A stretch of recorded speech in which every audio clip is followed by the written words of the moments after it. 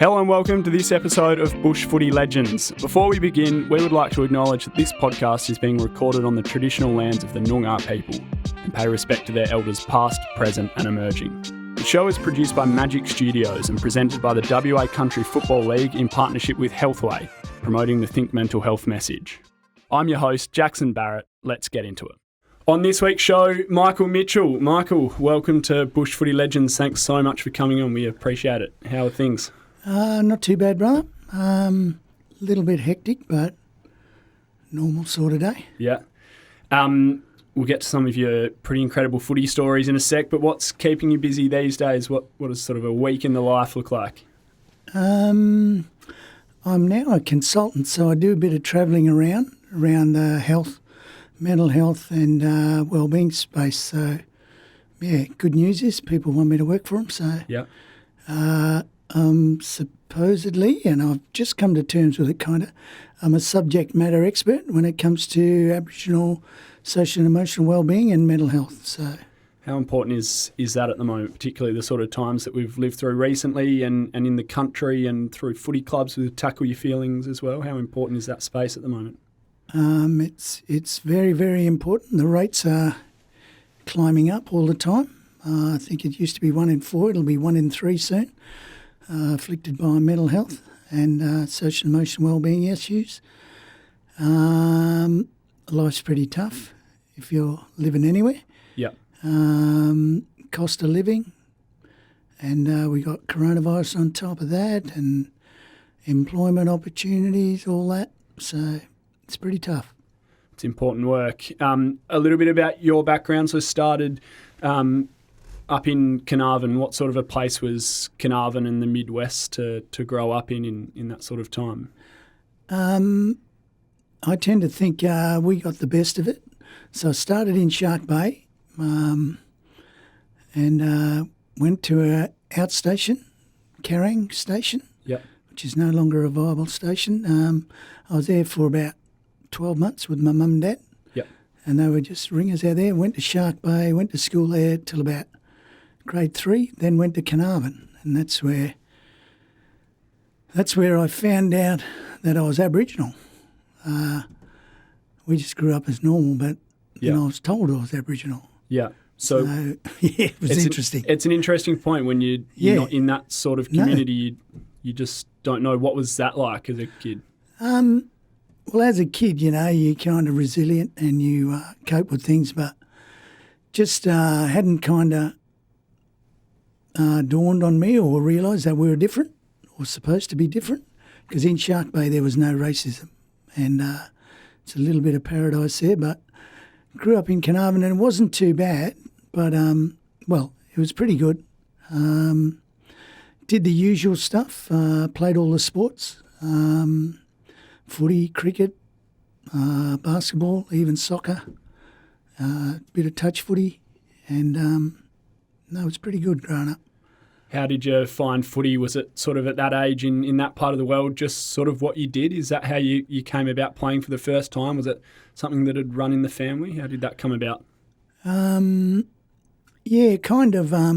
So my parents were gifted athletic people and good at all sports. Mum was a tennis champ and a runner, and so was Dad, and footballer and all that. So we kind of got their genes, and all 4 kids, we've been good at sport, and but we also were given good values and beliefs about it all too. So about mixing in and working along with everyone. Was football and the other sports that you and your siblings played a really big part of coming into that community? Because you obviously weren't born there, so you had to come into that Carnarvon community. That, I imagine, would have played a really big part in you settling in there. Yeah, look, I actually actively promote now that football is no longer king in many communities, and the worrying thing is that it's pretty much true from my perspective anyway. But in my day, footy was king. So, and it didn't matter what ethnicity you were, it was the great leveller. Yep. So the acceptance by everyone that he's a good footballer. Well, that was the level playing field.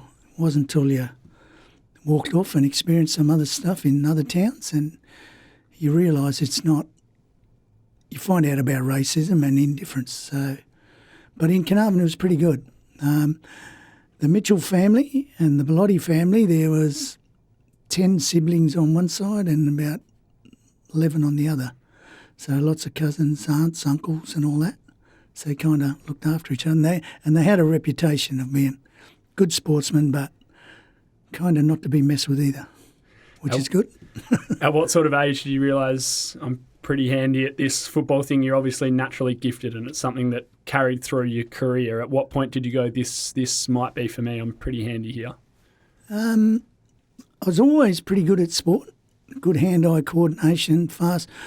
I was only a blooming little midget, so light as a feather. But good hand-eye coordination, speed. But also I had some smarts about me. Obviously talking myself up a bit here, but I was the chess champion at primary school in grade 4, and I was the chess champion of the school and even beat the teacher who taught me how to play. So I started to understand strategy and stuff. Yep. And that's an important process and factor to me today. So that kind of helped. But sport was king, and it was the good leveler. It was interesting. The Aboriginal boys were always better, and we used to say to all the white fellas, "No, blacks on the whites, you get over there." So we were kind of a bit of reverse racism. We didn't know about that, but anyway, we'd beat them in everything. I can imagine. There would have been a fair bit of skill and speed going around if you're anything to go by. How does a boy from Carnarvon then land at Claremont Footy Club? So 1982 you arrive. How does that come about, and what was it like walking through the doors at Claremont Oval for the first time? Well, the interesting part of that, there's two little footnotes, I guess. One was we had a motor vehicle accident with my uncle in Shark Bay when I was about 12. Okay. Anyway, we were on the back of the ute and got flipped out, and lucky we're all still alive to this day, touch wood. And I did my ankle. And anyway, I was limping around and saying, oh, well, that's the end of my sporting career. And my uncle always brings it up now to this day. But was that just a young fella hamming it up a little bit? No, well, he reckoned I was a bit serious at the time, a bit of a serious person.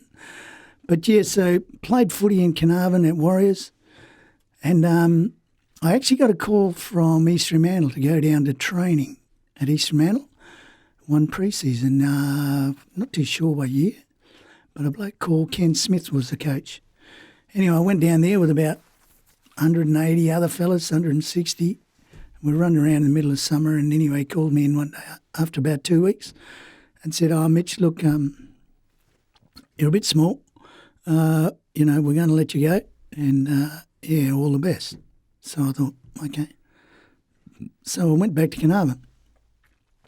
And that was the kind of perfect motivator for me in that I thought footy was going to be my dream. And so when that got shattered a little bit, so I concentrated. I got an apprenticeship. I was doing my apprenticeship at the time, so I thought I'll finish that. Claremont came calling in the form of Mr. Graham Moss, who I love dearly, and he was with a bloke called Charlie Clifford and a few others on a fishing boat going through, and they'd heard about me. And my old coach in Carnarvon said, now, whatever you do, Mitch, if they pull out a Form 4, don't sign it. Anyway, we're talking away, and Mossy and him are offering us fish or meat, and I said, oh, no, we're right. I think he still doesn't understand that. He can't believe that I knocked it all back, but anyway. And then he pulled out the form and said, can you sign this? So I promptly signed the form, and I guess the rest is history. Yeah, against instruction. The old coach said, what are you doing? I can imagine there'd be some pretty disappointed people at East Fremantle when you showed up and started stamping yourself in the league side at the Tigers. Well, yeah, I think there's a lot of people actually that are at East Fremantle now. They know now because I tell them. And I've done a few things for them, and I said, but if I'm speaking publicly, I'm going to say what happened.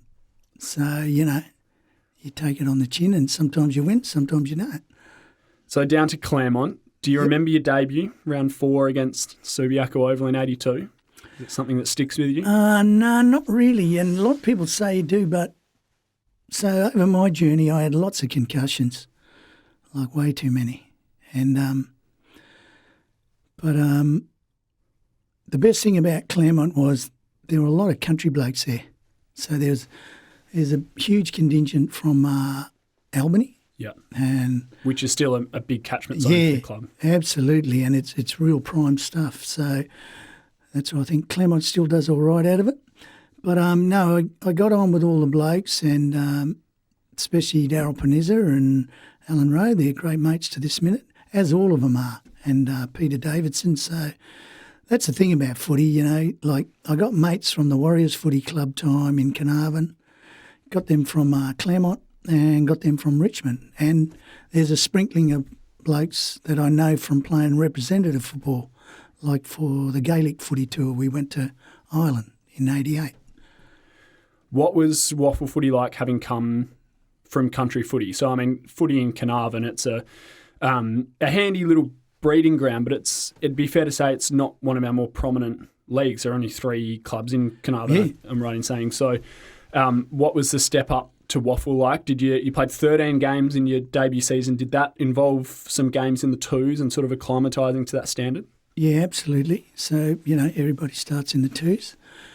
And if you bugger up, you can go back to the Magoos. So, it's all about experience and all that, and it's all on the individual, you know. You can take a little bit of a body blow, like to your ego and all that, but you work hard. And I think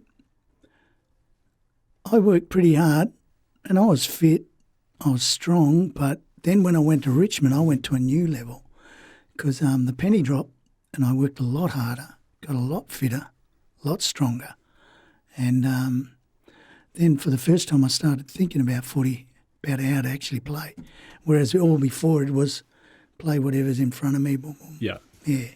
You touched on East Fremantle. Part of the reason they knocked you back at least was for your size.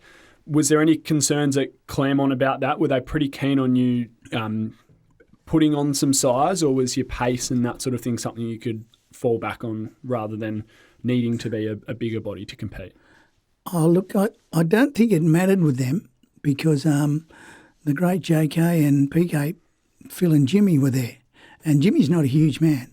Yeah. So, and he was tough when it mattered, and he was a great player when it mattered. So, yeah, I naturally got a bit stronger in that, but my speed was the thing. So there aren't too many blokes with speed. So, yeah.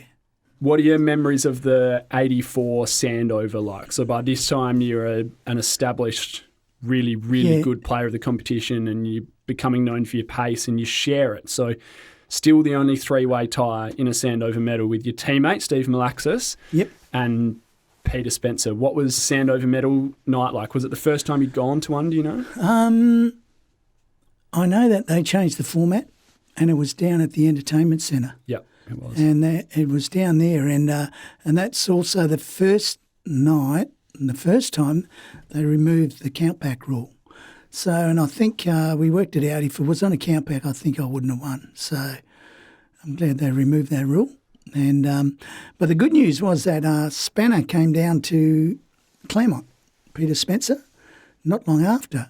Yeah. So all 3 of us were playing in the same side, which was, and what we do now is, when we go to the Sandover function, we're all at the same table, so they have you in eras and that. And so, no, it's great. Do you feel a bit of a bond with those guys because you sort of shared that night and that accolade and all that comes with it? Oh, look, absolutely. And what happens too is you get to know all the other Sandover medalists, and it really is like a family. So, and I had the good fortune to go with Billy Walker came with us, and he came with us to Ireland in 1988. Okay. Because I think he played in I think it was 64 or something. They had a Galaz side went away. Yeah. With Neil Curley, sadly. Old Knuckles passed away the other day, so rest in peace. But and I found out how much of a gentleman Billy was. But we all sit at the same tables. We all go and say hello, and it's like it's kind of an exclusive club. Yeah. But it's not a snotty-nosed club. Yeah. Yeah. Hey, I'm curious about state footy. Yep.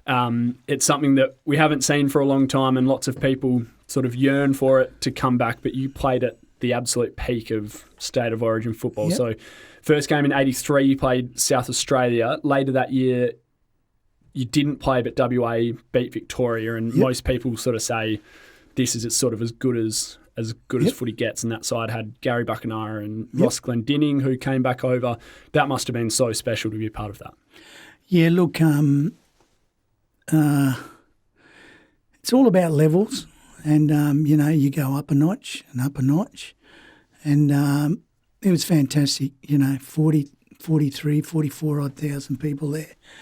If you talk to everyone, there was about 143 with everyone who says they were. Everyone will tell you they're there. Yeah, they were there that day, but anyway, they were also there the day I took the mark, so there would have been about 143,000 in there.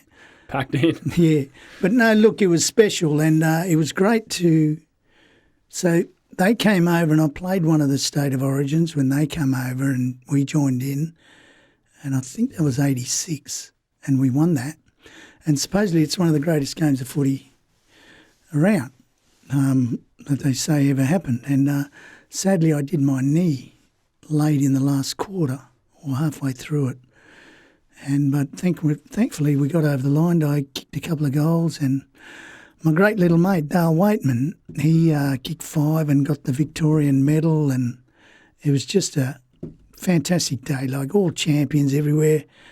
And as I said, it's the great level of footy. Yeah. So you can perform, you can do whatever, and, people kind of achieve greatness through those processes, and reputations are made and or broken. So I guess what was good in talking to a lot of the blokes after and later on in years, and I knew I had pace, but they really used to tell me that, no, there weren't too many as quick as you, so... Do you feel like you talk about sort of as the standard goes up, you go to a different level, but as someone who sort of relied on your pace, do you reckon the skill that they always talk about at State of Origin, where they always say the ball never hit the ground at training sessions and stuff like that, as someone who needed the ball on the outside and then sort of go with it, that must have been handy, knowing that you're getting pretty good service from the guys pulling it out of the middle? Yeah, no, absolutely. And look, sadly, he's passed now, but Tony Beers once summed it up for me. So I came back from Richmond for that, might have been, I'm not too sure what year, 88 maybe. But anyway, so I came back from Richmond for a state game, and I went to training at Claremont. And he said to me, shit, Mitch, he said, you're hitting the ball hard, mate. You never used to hit the ball this hard at Claremont, even though I was fast. Yeah. But so that's where it's kind of survival of the fittest. So if I had a theory, if I hit the ball harder, because I was faster, I was in front of them, they were never going to get me. But your skill level also went up. So I didn't mind if I just knocked it forward or whatever, but I made sure it kept going forward. Yeah. But my hands become so much better, pickups, That's that sort almost quite at top pace. Yeah. That's that sort of role, isn't it? Keep the ball moving forward. Oh, absolutely. And become clean. And then obviously know what you're going to do as soon as you get it, before you get it, kind of. So... Did you hope to land at the West Coast Eagles when they came in at about that time? You were at the peak of your powers. It was before you went to Richmond. Were you keen on becoming an Eagle? Mossy was in charge of that process. And he kind of approached me and my manager, who was looking after me at the time, because Geelong and Richmond were both very interested in me. They both actually made the same offer, but, yeah, and I was one of the first ones Mossy wanted, but unfortunately I'd signed already. So, but having said that, there was stuff going on in my life where I had to leave Perth. So I was on the wrong path. And so thankfully I went. And the reason I played for Richmond was a no-brainer in that Geelong made the same offer, same money, and they were obviously playing finals and very successful, and we were just dropping off the perch a bit. And the reason I went to Richmond was the great Maurice Rioli was there and my great mate Phil Egan. And Geelong had no Aboriginal players. So to me, it was a no-brainer. And I wanted to play 1 year with Maurice anyway. Yeah. So, and I'm glad I did that. How aware of you of VFL footy were you at the time while playing Claremont? Was it something that you had in the back of your mind and was sort of aspiring to, or was it just when they came calling that you sort of went, this might not be a bad idea? Or Oh no, look, when I grew up, see, this is before your time now, and I'm assuming here. They used to have the winners on the ABC, and I had a routine. I was doing my apprenticeship, and I'd go downtown Saturday morning, go and buy a steak, go back home, cook it up, eat it up for lunch, watch ABC footy, that arvo, and next day we'd play footy or do whatever, then we'd all go home and watch the winners. So, yeah. And that's when footy was king, as I stated earlier. Yeah. It's no longer king, which is a worry. What sort of a place is Richmond? So obviously Maurice Rioli, they've had some of the greatest Indigenous players of all time since then. Punt Road, what sort of a place is that? It's a long way from Carnarvon. One of the things you realise, and I'm a bloke who takes notice of things, and you see things and you think, oh yeah. But when I was there, we had this group of supporters. They used to come and watch us train every night. There could have been a Force 9 gale blowing, and they would have their covers out, sitting under there, watching us train, and we were pretty ordinary. And I used to make a point of talking to them all the time, got to know them all, and to this minute there's still some still around, and I say hello to them, and they all say hello to me, and they appreciate. But footy is definitely king there, but that's their life. And sadly, a lot of my teammates didn't give them the time of day, a little bit arrogant. So, yeah, I got to know them. Footy was great. Played 1 year with Morris, but Richmond treated me so well, like they still do to this minute, So I'm one of their 10 Tiger Treasures of the Century, and I'm their Goal of the Century winner. So I think I've got that for about another 85 years or something. So they can't take it off me just yet.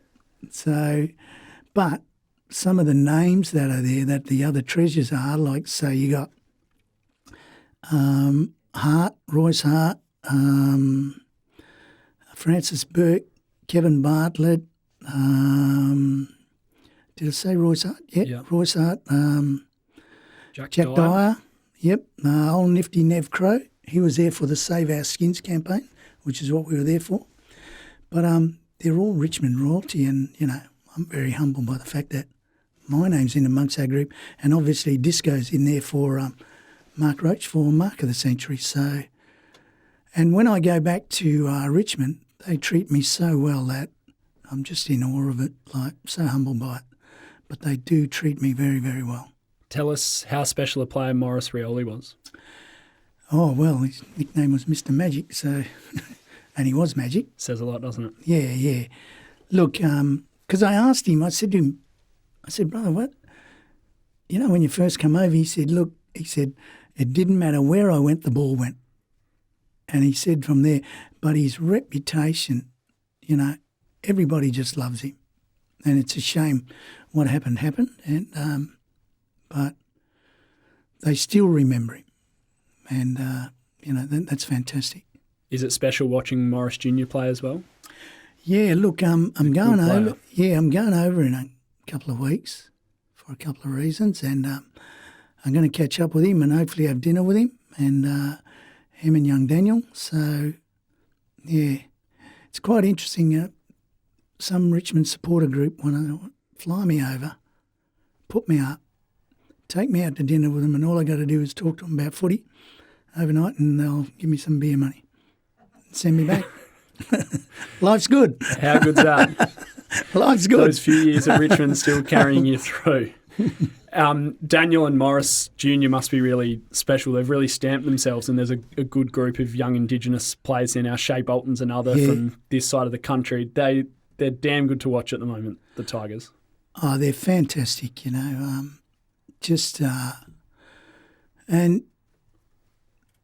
the club looks after them really well, and knowing who they are, they're part of a most famous name, in footy, especially Richmond, South Fremantle, but WA, Victoria, It's a famous name. And it's a bit disappointing just recently where he didn't get named in the All-Australian, young Daniel. So I'm just curious. Anyway. He'll find his way in there. Well, I hope he does. But there was another boy, I think it was young Foley. He had a gun year like Daniel did. Next year he did his knee and that was the end of it. Yeah. So when it's your time, you should be able to do it, not for someone to say, oh, they got plenty of time to do it. Yeah. No. I think on merit, I would have put him in before the other two. Yeah. But anyway, that's me. He's settled in nicely in that role at halfback. I'm sure it won't be fantastic. Too far away. You know.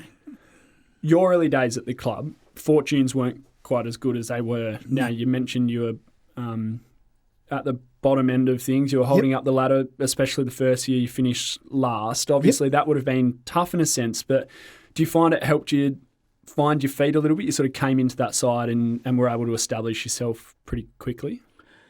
Yeah, look, even though we were struggling, they're a bit different over East. They're footy fans.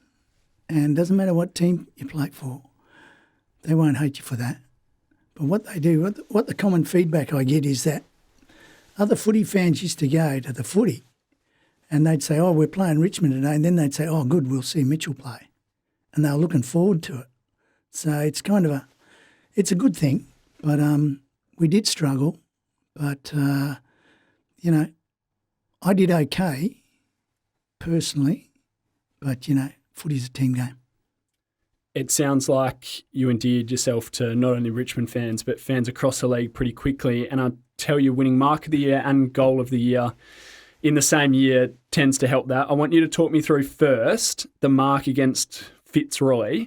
You beat Gary Ablett Sr. and Nicky Winmar to the award that year, that one-handed grab on the boundary line. I've heard you say before you were going up to spoil. Is that true? Well, Brett Stevens was there, and he played for East Perth here, and he's a good fella. And but he was kind of there, and I was sort of looking at it, and I thought I wasn't going to get there. Then all of a sudden, I'm going to get there. And anyway, luckily, juggle, and kind of held on to it, and they blew the whistle. So, but I'd taken a few marks on him over here too. So he's like Greg Wilkinson. What they're good at is they're good at positioning themselves for the ball, but they're also good for us little blokes that like to jump around. What ended up happening with the Ford that you won? Well, I won a Ford Laser. Yep. For the Mark of the Year, and I won $5,000 worth of product from BP Australia. So when they told me about the car, because I wasn't going to go, and because a mate of mine had a christening. He was from Carnarvon down in Geelong, and he had a christening, and I said, oh, I'll be there, brother. Anyway, so I told Channel 7 that, and they said, oh, look, you've won Goal of the Year, and they haven't picked Mark of the Year yet, but sponsors want you to come. And I said, well, I'm going to the christening. Anyway, a couple of days later, they rang me. Yeah, and they rang me a couple of days later and said, oh, Mitch, you've won the blooming gold as well. And I said, and they said, oh, you got to come in. The sponsors want you. And I said, oh, all right, I'll come in. But anyway, so I won that car, which was a Laser, Ford Laser, and I said, oh, look, I don't want that Laser, I want that one over there, the Ford Courier.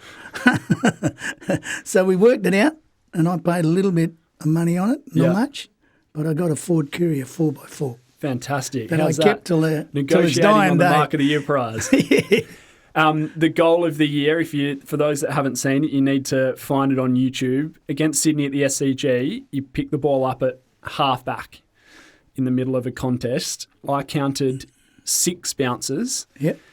And the biggest name that you beat to the award that year is Peter Dacos, who kicked a few handy goals in his time. Yep. Talk us through that goal. Yeah, well, it was actually 7 bounces. But I've sold and you it's short. good. And I actually want to catch up with Dakes because he's a great bloke. And, we had a few beers together every now and then. But I'd just love to go and see and watch his boys plays and just hang out with him a bit. But, yeah, there was a bit of a scrimmage down back. Ball flicked out, got hold of it, and all my teammates say they were in position to receive it, and I said, no, none of yous were in position A to get it. So that's why I had to go myself. But what's interesting about it is Dennis Cometti, and I've told this yarn in recent times, a few times now, Dennis Cometti got in on early on the count, and he picked it up about the second or third bounce. Yeah, he knew. And he says, Michael Mitchell says, I want that goal, and he's gone. And anyway, as it transpired, I got lucky with the shot and it went through. So, yeah, it was a good moment. And if you run all the goals of the year in actual time, that I think a lot of them are done and dusted well before I've finished. Yeah, still going. Yeah, I think it's the longest carry. But anyway. It's what made you so good, and it's also what made Dennis so good as well. Pick that up when you've got the footy at half-back. You've touched on Morris a little bit and another couple, Dale Waitman as well. Who were your favourite players to play with at the Tigers? Oh, look, it was them, the General, Disco, Go. They were all really good, you know, and then the young new breed coming through. And see, we used to go on a Monday night to one of the blokes' houses, and there's about 7 or 8 of us, and we had the chess club. So we'd go and play chess on a Monday or a Tuesday night. Yeah. And it was good because a couple of them were intellectuals and thought they were pretty smart. But I more than held my own with them, won a few. But and my mate Phil Egan, who was over in Ologo, he said, yeah, we always bloody got sick of you blokes sitting up the front playing chess all the time on the bus or on the plane. Why chess? Why it's an interesting hybrid, being a goal of the year winner and a very good chess player. So you've obviously done it since you were a kid and carried it through. What's the appeal? Well, as I said earlier, it's about strategy. So it teaches about strategy with things. And, you know, one of the famous quotes one night came from Dal Cowie. He actually went and did some work for the Sultan of Brunei, some artistic work. He was a glass blower and wrought iron worker and quite an educated man. And we're playing away, and I did this move on, and he says, he's looking at it for ages, looking at me, looking down, and he said, you can't be seeing what I'm seeing. And he moved his piece, and the next move was checkmate. And it's a famous moment amongst us anyway. What about the head knocks? We've already touched on them a little bit, but 89 you missed a large chunk of the year with one, I think it was out of a practice game against North Melbourne. How much of an issue did that become in the back half of your career? Look, at the time, I probably shouldn't have played a minute of footy that year, but I played 6 games. Should not have. And I did something that was totally reckless and foolish. So they told me what the process was to getting approval to play. So it's kind of the first time they introduced psychometric testing in that. And so they told me how it all worked. And so being the clown I am, I thought, oh, yeah, okay. Didn't tell anyone, but I tanked the first test. And so when I did the next test, a couple of weeks later, all good. Showed significant gain and all that, but in hindsight and now my messaging is just don't do that. You know, it was crazy. It was so reckless and foolish that could have cost me, could have cost me my life, could have cost me all sorts. But so I was playing, and I love the Richmond Football Club, so I'll never give them up for anything, and I'm so grateful for everything that's transpired with my career. All credit to Claremont, Richmond and myself and the people that were in it. And so if I had my time over again, I'd do it differently. I wouldn't have played. But it got so bad that I'd be running along, I'd go across, mark the ball, and the horizon would be hovering as I was sliding across, bouncing. And my wife, Fiona, who I love to death, she knew stuff wasn't right, and she didn't want me to play at all. And anyway, one day she saw me really struck, and she went down to the box and went off her head at them, and they pulled me off, and I never played again. So I had the 16 weeks off, Then the following year, they kind of made an offer too good to refuse. So played again. I did okay, but it was never the same, even though I'd been getting concussed all the time. So one time, famously at Subiaco Oval, we were in the showers after playing Subiaco, and my great mate Daryl Dollar-Panizza, he was standing next to me, and I said to him, "Hey Dollar, did we win today?" And he looked at me, he said, "Come with me." Straight into the medical room. I think I went to hospital that night. But that sort of thing used to happen all the time. Yeah. So, you know, and it's not anyone's fault, but things are a lot better now.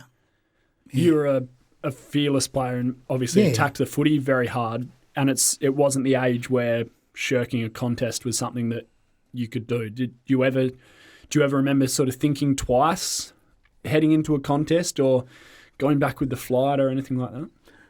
Oh, look, you always thought about it, but, you know, you thought, oh, well, I'll be right.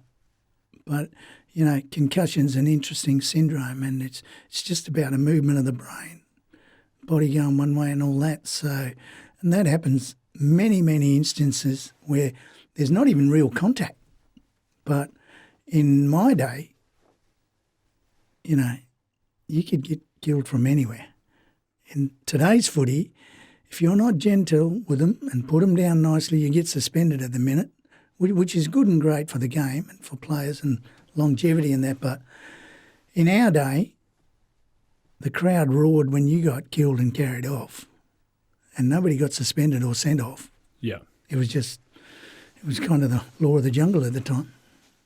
Does it make you sort of skin crawl a little bit when you look back at crowds cheering players being stretchered off? And it was just the done thing at the time, but... Oh, look, it was just like, I guess it must have been like the Colosseum days. And but that's what it was. They're a lot better now, you know, and everything's getting a bit better around the political correctness and all that. However, it's what we've got to realise is that it's a contact sport. Yeah. And you've got a split second. Not long ago, I knocked a woman out playing touch footy here in Perth. And when I tell people, she was on my side. And but you meant to only be running one way in touch footy. Yeah, well, I was going that way. Yeah. And she looked that way, and as she spun her head around when I called for it, she stepped into me, and I ran a fine line. And it's funny now, we laugh about it now, but it was fair dinkum because the ambulance was on the ground, the lights going, everybody looking, what happened? Oh, she got knocked out by him over there. Anyway, that's what she said, and she said at the time, oh, Jesus, I got hit by a bloody sledgehammer. But when you play footy, we're conditioned for contact. However fleeting that moment is, I was running past, and as soon as contact was there, so I just automatically, you're in the position. Yeah. And sadly, anyway, it was a bit shame. Are concussion symptoms something you still live with today? Touch wood, I've been lucky. So when I finished playing footy, with all that drama and that, it took me a while to find myself. And I call that the void. And I mentioned that to Richo one day, and he said, yeah, they're spot on. And I think he's written about that in his book. But there's a vacuum. You live in a vacuum where you're on the Colosseum, on the ground, and the crowd's roaring, and that goes. And, you know, it's the hype, the adrenaline, and that goes, and then you got to do something. So I did a few things, and what I did do was go to university and got a degree, Bachelor of Applied Science in Aboriginal Health, specialising in mental health. So my cognition and my functioning was okay. Yeah. And it's, well, touch wood, still is to this minute. And that's my field that I work in now, mental health and social and emotional well-being. So, were there guys around the time that you played with that did go down the right path and didn't sort of find their next calling after footy? It's something that we hear about a little bit even today. Yeah, look, there's a lot of household names today that are struggling, and I've talked to them and their partners various times. I go around the place and see them here or over in Victoria, and the partners are always worried because they see them every day, 24/7. But I think what's happened is there's some good medicines that have come along, and one of them in particular it doesn't stop, but it slows down the Alzheimer's stuff and all that, the dementia stuff. So that's a good thing. It's not a perfect thing, but in the absence of the perfect thing, we'll take the good thing. And it's given some sort of quality of life back to the fellas and their families and their kids. So that's significant. Was the mental health space something that even when you were playing footy you knew that you wanted to work in? Was it a passion of yours? Because you came to it, it's obviously something that's very, very important, but has only really come into probably the public conscience in any major way recently. You were early to it. Was it always a passion and an interest?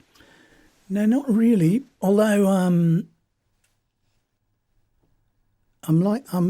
altruistic in nature, so you look after other people and you look out for other people, and you know, and that was part of it. And then I somehow fell into mental health. I'd been the director of a medical service, community controlled, Aboriginal controlled, and CDP, and then did that. And that's what made me go back to uni and get my degree to do my job better, and then make it a better place for Aboriginal folk as a collective. So I've been a part of national processes and projects to make the system work better. Currently with some research projects, I'm involved with Tackle Your Feelings, which is a mental health suicide prevention project with Zurich International. But the research ones are important, and we're currently developing stuff, and it's all working out pretty nicely. So we're just trying to make the world a better place for young people, older people and families. Yeah. I know it's sort of at the core of Tackle Your Feelings in particular, but is using footy, and is footy an important factor in that? Is it something that we can use as a link to improve the lives of younger people? Yeah, look, most definitely. And interestingly, so I went up to Carnarvon a couple of weeks ago with young Daniel there, and we went to Carnarvon for the grand final in that. And it was interesting to note, so the influence footy has on people, right? So a couple of young blokes running into goal to kick the goal, show the ball out the back, a la Shea Bolton. And I thought, wow, there it is. That's the proof of how much influence the players have. So, obviously we want them to have positive actions and be the heroes and have positive messaging. And so, because the world's a pretty tough place at the minute, and so we got to make it better. Do you still have ties to Carnarvon today? Yeah. Sadly, my parents aren't there anymore, and I love them to death, but they're no longer there.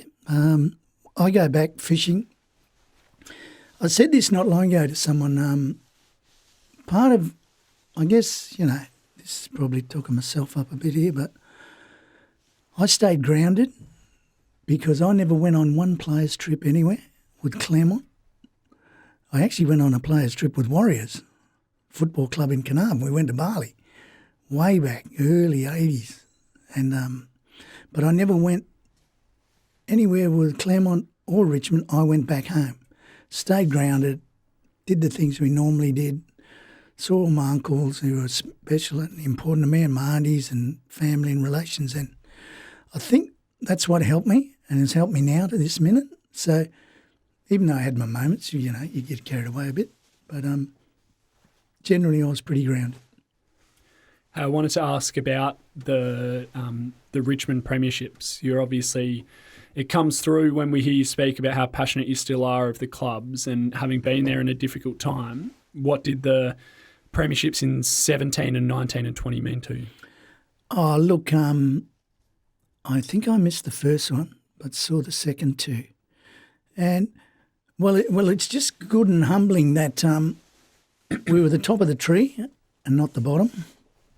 And so, as I said earlier, people treat me really well, like me as an individual. So they were all hyped up with me as well and passed that on kind of. But when I was there, we were pretty ordinary. And, we used to get pumped. smashed. And if you have a look at the photos of the modern-day footballers, there's not too much mud on them. But if you go on, you Google me, there's mud everywhere. Is that because they're a better turf these days? Oh, absolutely. They got stuff in Melbourne called Mary Creek turf, and it actually sticks to your hand. I went to drop the ball to kick it once, and it stayed on my hand. But you have a look at our photos, covered in mud. Yeah. So all the grounds are much better. And here's the kicker. And so we used to stay out there for the entire duration of the game. No luxury of kicking back on the bench, looking around, having a yarn, relaxing, recovering. So they go on, off. So their game style, they're at 95% capacity for 70% of their time on the ground. Yeah. When I played, that was in the first 10 minutes, and then it was gone. Yeah. And then it was just, you just kept dropping and dropping. And depending on your level of fitness that you had, or whether you got lazy or not, or got smarter, you lasted longer. So I think it was a truer test about endurance. They talk about all these blokes now, and the stand rule, well, that's like having a mulligan in golf. Every shot. Yeah. Do you reckon it makes for a better standard of footy that blokes are fresher towards the end of games? It's an interesting point. I mean, it's obviously that survival of the fittest sort of thing, and that was a big part of footy in the day. But do you reckon, would you rather say that or better skills down the stretch in the fourth quarter? Obviously, we want to see all the skills on display. But then it should be an endurance event too. But it's not that anymore. You know, and I say that respectfully. Probably is to a certain degree, but, you know, when you can, what do they got now? Is it 60 or 80 moves they can do, subs? Yeah. I don't know what it is. But anyway, just so you can be, and when I played, I refer to it as this. I was a two-way player, so I had defence on my side. So a couple of times in the AFL, I think I led the tackle count, and that was because I'd run them down from behind. But there's a lot of modern-day players today who don't do that. Yeah. They're all tooled up for offence, and I call them one-way players. Yep. So two-way players go both ways, and if I had a bad day, I prided myself on this. The player I was on had a bad day too, but his job was generally to nullify me, so he probably won. But I made sure he didn't get a kick. Yeah. But whereas today's footy, it's a bit different. It's always something you can fall back on, isn't it? Yeah. Tackling and defensive work rate. And Well, they big it up, right? And so the small forward now, you know, he's got to put forward pressure on. They go on about it. But it's when you midfield and your man's there 10 yards away and you know you should get over earlier to shut him down as an option, but when you're caretaking blades of grass, that's not allowed. Yeah. But anyway. Was speed over I read somewhere that your big thing was speed over the first 5 metres. Yep. Is that's something we talk about a lot in footy, whether it's getting out on a lead or a run-down tackle or getting away from a contest? Was that something that you found really important in what you did? Yeah, look, I guess it was my whole game, but also I played touch footy all my life. And when I won the Sandover in 84, played for WA in a state game. I also played for WA at the National Touch Footy Championships in Sydney. And we got pumped by everyone, but we went there. So what touch footy does, and everybody should play touch footy, it teaches you about space, about making and creating, but also about closing space, and also about working out someone's deficiencies and getting on the right side of them to make them go to where their deficiencies are. But also, so when you got pace, and I talking it up a bit, but I had smarts and I could step that first bloke. So I could make him miss. Yeah. Every time. Nearly every time. Make him miss. So then the numbers game should favour us. Opens up the ground. Yeah. So then if you make another one miss, it opens up even more. So you got options, draw and pass, just take the ball through traffic, pick the right options, and someone should have a free shot on goal. Yeah. So you would have played briefly with Jared Neesham at Claremont? No, I didn't. No. He come along after me. I played against him. Yeah. At Swans? Yeah. Yeah. But he sort of popularised that mentality around space, didn't he? Yeah, absolutely. He understood it. Yeah. And they worked it, and now everyone does it. But, you know, in the modern game now, sometimes you see a couple of them, well, I'll call them, some of them cheat a bit. They go a bit early. Yeah. And they get you undone on the other side. Quick turnover, they're done. But they're hedging their bets before the ball's won, and you see some blokes out on their own 20 metres and you think, that's not right. But they're there. What about the 6-6-6 rule? Good for the game. Yeah. Well, it's clearly stopped. You're in front by 7 points. Yeah. Extra man down back. Yeah. If there's a goal scored, well, he's not down there. He's got to make a decision to go, leave his man wherever he goes. So, no, I think that's okay to a certain degree. It's made for some good finishes, I think. Yeah, yeah. Where you can kick 2 goals in the last minute of a game if it comes down to it.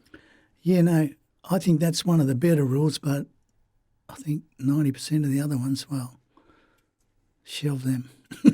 Do you have a favourite player? Do you have a player that you look at the moment, whether at the Tigers or elsewhere, and you like the two-way running and the skills? Well, obviously Shy, and a lot of people, they say to me, oh, he plays like you. I said, yeah, he does a bit, but he's pretty good. I do like, what's his name from Melbourne? Oliver. Yeah. And I've been saying that to my daughter. She's a mad footy fan. And I said to her, because she's on Petrarca, and I said, no, he's not the man there. The man is Oliver. Watch what's going on. And to me, he is. But interestingly, someone's talked him up, well, Dangerfield, at the All-Australians. Yeah. He made an interesting comment, so I think I'm on the money. Yeah. But no, there's great players. You know, I like the little smalls. What's great about the little small forward is the little man's back.